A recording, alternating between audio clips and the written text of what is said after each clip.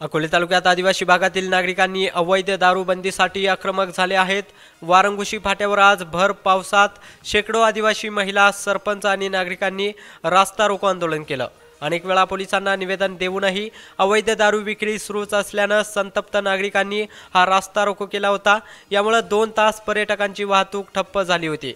Police आणि उत्पादन शुल्क विभागाने अवैध दारू विक्री थांबवण्याचं लेखी आश्वासन दिल्यानंतर रास्ता रोको मागे घेण्यात आला। अवैध दारू विक्रेत्यांवर कठोर कारवाई करावी, दारू विक्रेत्यांवर दाखल झालेले गुन्हे एकत्र करून त्यांच्यावर तडीपारची कारवाई करावी, तसेच संबंधित बीट अंमलदारावर कारवाई करावी। त्याचप्रमाणे राजूर हे दारूबंदीचे गाव असल्याने आदिवासी गावाचे मुख्य केंद्र असल्याने स्वतंत्र पोलीस निरीक्षकाची नेमणूक करावी, अशा मागण्या दारूबंदी आंदोलनाचे प्रमुख हेरंबक कुलकर्णी यांनी नागरिकांनी केल्या आहेत। वृत्त संकलन विभाग, MH मराठी, अकोले, अहिल्यानगर।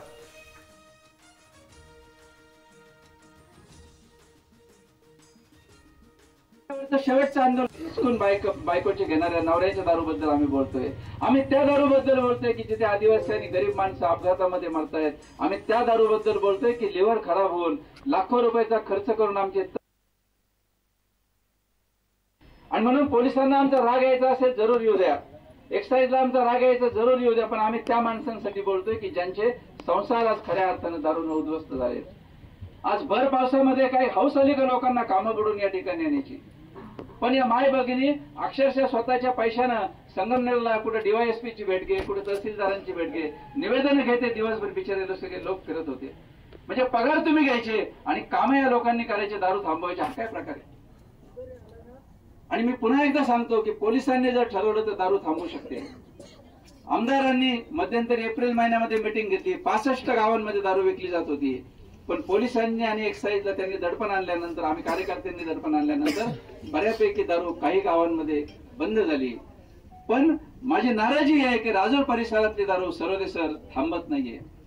तुम्ही एकही गाडी अजून पकडलेली नाहीये की भंडारदाऱ्याची जी 2 देशी दारूची दुकानं आहेत त्या दुकानातून दारू येते। दारू कुठून येते हे सगळं माझं पाठ झालंय। घारगावून या ठिकाणी दारू येते, भंडारदाऱ्याच्या दुकानातून दारू येते। एक्साईजच्या अधिकाऱ्यांना मला असं म्हणायचंय की तुम्हाला काय एवढं मुश्किल आहे ते भंडारदाऱ्याचं दुकान सील करणं? आज जाऊन तुम्हाला स्टॉक चेक केला तर आता त्याच्यामध्ये त्रुटी जाणून आता तुम्ही ब्रीच केस करून एक्साईजला तुम्ही कलेक्टरकडे, आम्ही त्याचा पाठपुरावा। भंडारदाऱ्याची 2 दुकानं जर तुम्ही बंद केली, ब्रीच केस केल्या, तर हिंमत नाही परत या गावात त्यांची दारू द्यायची। दारू काय आकाशातून येत नाही किंवा पाताळून येत नाही, ती एक्साईजच्या लायसन्स परवाना असलेल्या दुकानातून येत असते। आणि म्हणून घारगावून येणारी दारू, राजूरला भंडारदाऱ्याची येणारी दारू आणि संगमनेर येणारी दारू, हे 3 स्पॉट फक्त एक्साईजने बंद करावेत आणि पोलिसांनी त्या ठिकाणी जाऊन दारू थांबवावी, एवढीच फक्त आमची इच्छा आहे। आणि मी पुन्हा एकदा सांगतो की कायदा तोडण्याच्या बाजूचे आम्ही नाहीत। मी स्वतः आल्यापासून PIनं 3 फोन केलेत की लोक रखडलेत, लवकरात लवकर हे आंदोलन मिटलं पाहिजे, कारण आम्ही त्या वृत्तीचे नाहीच आहोत कोणी लोक। पण ही वेळ का आली याला तुम्ही जबाबदार आहात, गावकरी जबाबदार नाही। आणि रस्त्यावरचं शेवटचं आंदोलन असेल, या बायकांच्या संयमाची परीक्षा पाहू नका।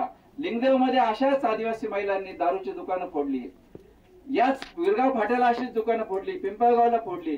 कायदा हातात घेण्याचं मी समर्थन करणार नाही, पण लोक असं का करतात?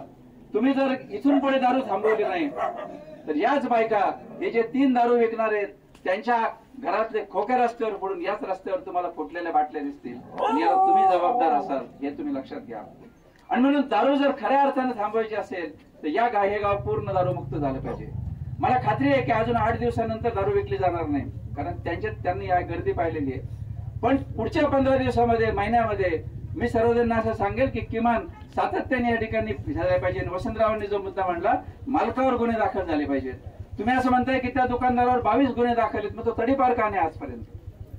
आज राजूरचे जे दारूवाले आहेत ते तडीपार का होत नाहीत? आणि म्हणून यांच्या तडीपारीचे प्रस्ताव आजच्या मी या ठिकाणी आमच्या मागण्या सांगतो। आमची पहिली मागणी आहे की या 3 जे विकणारे दुकानदार आहेत यांच्यावर तुम्ही तडीपारीचे गुन्हे दाखल करा, त्यांचे 93चे प्रस्ताव त्यांच्यावर बनवा। दुसरी मागणी आमची अशी आहे की एक्साईजच्या संदर्भामध्ये भंडारदाऱ्याच्या ज्या 2 दुकानातून दारू येते, या 2 दुकानांवर आजच ब्रीच केस करून ती दुकानं सील झाली पाहिजेत। तिसरी मागणी, भंडारदाऱ्यावर येणाऱ्या गाड्या रात्री चेक पॉइंट बनवून घाटामध्ये, रंध्याच्या ठिकाणी या पोलिसांनी त्या बाटल्या पकडल्या पाहिजेत। आणि चौथी मागणी अशी की दारूच्या आदिवासी भागामध्ये ज्या ज्या ठिकाणी विकली जाते त्या ठिकाणी तुम्ही काय करणार हे लिखित आश्वासन आम्ही दिलं पाहिजे. मी सर्वोदय सरांना आणि एकदा सांगतो की 15 ऑगस्टला आम्ही उपोषणाची नोटीस आमदारांनी आणि मी दिली होती. तुम्ही प्रयत्न करतोय सांगितल्यामुळे आम्ही ती मागे घेतली.